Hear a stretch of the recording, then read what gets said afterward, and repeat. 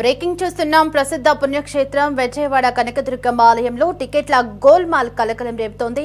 అమ్మవారి ఆదాయానికి గండి కొడుతూ భక్తులను మోసం చేస్తున్న అక్రమార్కుల గుట్టు ఒక్కొక్కటిగా రట్టవుతోంది.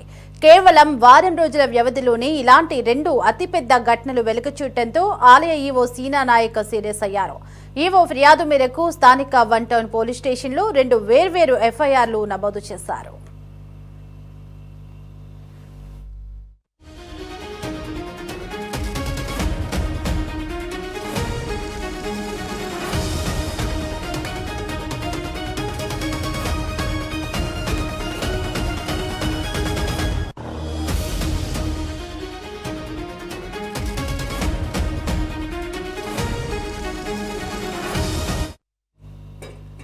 తాజాగా నిన్న ఆలయంలో టికెట్ల పంచింగ్ దగ్గర పెద్ద మోసం వెలుగు చూసింది. 100 టికెట్లు కొనుగోలు చేసిన భక్తులు దర్శనానికి వెళ్లే సమయంలో వాటిని పంచింగ్ చేయాల్సి ఉంటుంది. అయితే అక్కడ విధుల్లో ఉన్న అవుట్సోర్సింగ్ ఉద్యోగి చింతాడ సాయి మరో మహిళా ఉద్యోగి కలిసి సుమారు 70 నుంచి 80 టికెట్లను పంచింగ్ చేయకుండా దాచిపెట్టారు. ఈ టికెట్లను మళ్లీ అమ్ముకుని సొమ్ము చేసుకోవాలని అనుకున్నారు.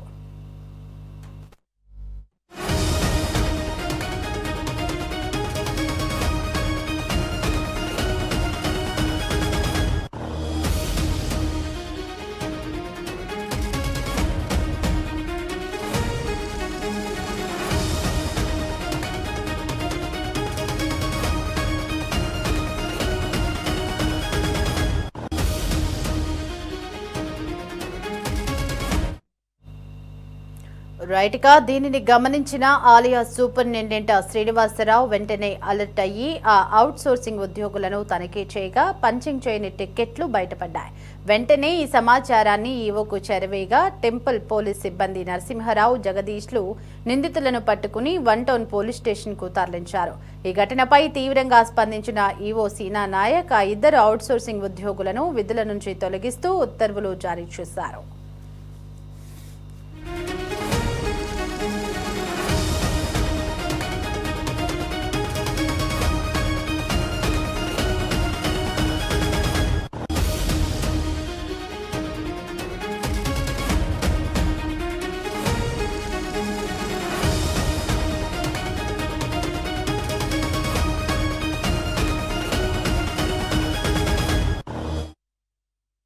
ఇలాగే ఈ నెల 14వ తేదీన కూడా ఆలయంలో అనధికార దర్శనాలు చేస్తున్న దళారీ గుట్టు రట్టయింది. గతంలో దుర్గమ్మ ఆలయంలో హోంగార్డుగా పనిచేసిన చంద్రశేఖర్ అనే వ్యక్తి దళారీగా మారి భక్తులను నిలువునా ముంచాడు. ఏకంగా 50 మంది భక్తుల దగ్గర తలా 500 రూపాయల చొప్పున మొత్తం 25,000 వసూలు చేసి అక్రమంగా దర్శనాలు చేయిస్తుండగా ఈవో సీనా నాయక్ స్వయంగా రంగంలోకి దిగి అతన్ని పట్టుకున్నారు.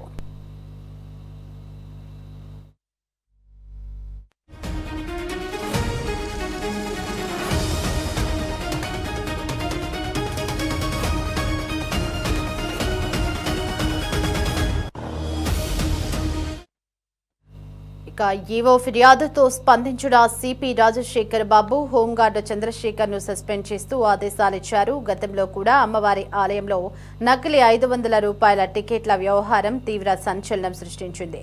అయితే అప్పట్లో నిందితులపై అధికారులు నామమాత్రపు చర్యలు తీసుకుని వదిలేశారని, ఆ ఉదాసీనత వల్లే ఇప్పుడు సిబ్బంది దళారీలు యథేచ్ఛగా అక్రమాలకు పాల్పడుతున్నారని భక్తులు, స్థానికులు మండిపడుతున్నారు. ఇప్పటికైనా నిందితులపై కఠిన చర్యలు తీసుకుని ఆలయ పవిత్రతను కాపాడాలని వారు కోరుతున్నారు.